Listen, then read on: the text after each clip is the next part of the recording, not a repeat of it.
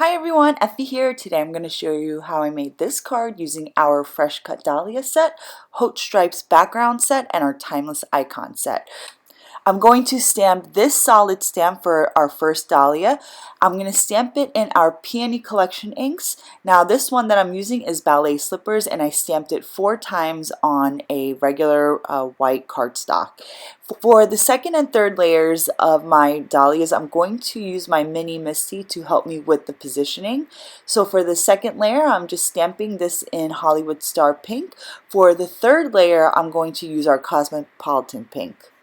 You could hand stamp the dahlias with an acrylic block. They're not that difficult to line up, but I do like to use my Misty when lining them up because you can't really go wrong when using this stamp positioning tool.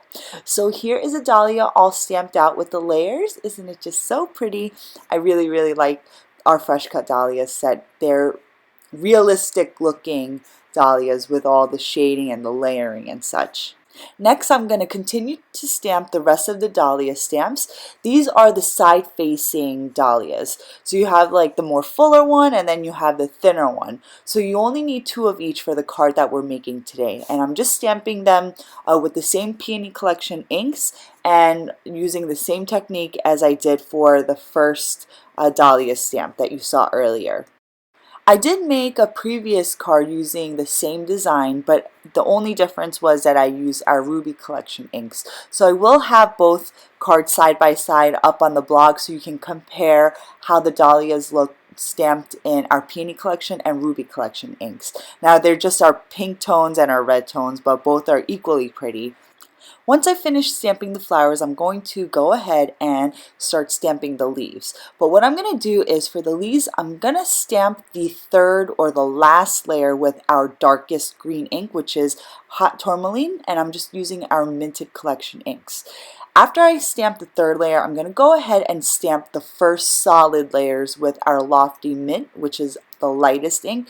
And then after that, I'm going to stamp the second layers. So if you don't have a Misty to help you position your stamps, you can use this technique because you can always see the first and second layers after you stamp your darkest layer.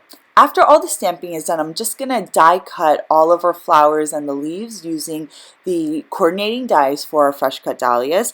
These dies just came out about a week ago and I was so excited to release them because fussy cutting these dahlias are not always, the fun part. But for the card that I made today, I really needed some popped up dahlias. So after I tape down all my dies with some washi tape, I'm just going to run the whole panel through my Big Shot, and now I have some really beautiful die cut dahlias. So I'm just going to finish die cutting the rest of them. Next, I'm going to take our Haute Stripes Cling background stamp and just ink it up with some Versamark ink, which is a clear sticky ink that all the embossing powder is going to stick to. So once I've finished inking the stamp up really well, I'm going to take an A2 size card panel, just some white cardstock cut to 4 1/4 by 5 1/2, and I'm just going to lay it right down on my background stamp. Then I'm going to take some gold embossing powder and just spoon it onto my entire panel, but I'm not really making sure I get it on the left side of my panel because that part is going to be covered by some other cardstock and the flowers later on. So it doesn't really matter if the left bottom portion of your panel is a little wonky. As you can see here, I missed getting some embossing powder, but I'm not even going to worry about it because this part is going to be covered up. Next, I take another A2 size panel and I'm just drawing a curved line along the center or the top center of my card, and then I'm just going to kind of cut it out with my scissors, and I'm just going to use the bottom portion, and this is going to be adhered right onto my heat emboss panel.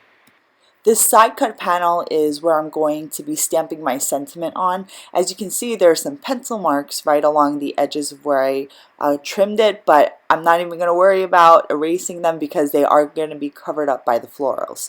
So I'm just using my Misty tool to stamp my sentiment. This is a sentiment from our Timeless Icon set, and I just stamped it in our Cosmopolitan Pink Hybrid ink, which is the darkest pink in our Peony collection. And I'm using the same, I guess, ink for the sentiment and the floral so that we have a more cohesive look with all the colors coming together on our card. Once all the stamping is done, I'm going to begin to arrange my dahlias along the trim line of my panel, and I'm just using some dimensional foam tape to pop the dahlias up. For this line of dahlias and the leaves, I'm just using some dimensional foam tape, and I'm just using one piece each. Now, after this line of dahlias or this line of florals, I will be putting down a second line of dahlias right under and a little over this line, but to get it above this line I have to use a double layer of foam tape. So as you can see here, I'm using two pieces and I'm popping these up with two pieces. You can see that they're a little higher than that first line. I'm just going to continue to arrange my dahlias and the leaves around the trimmed portion of the panel. So I'm just taking my leaves and I'm sticking them right under the first layer of dahlias. But for these leaves, I'm only using one layer of foam tape and not a double layer.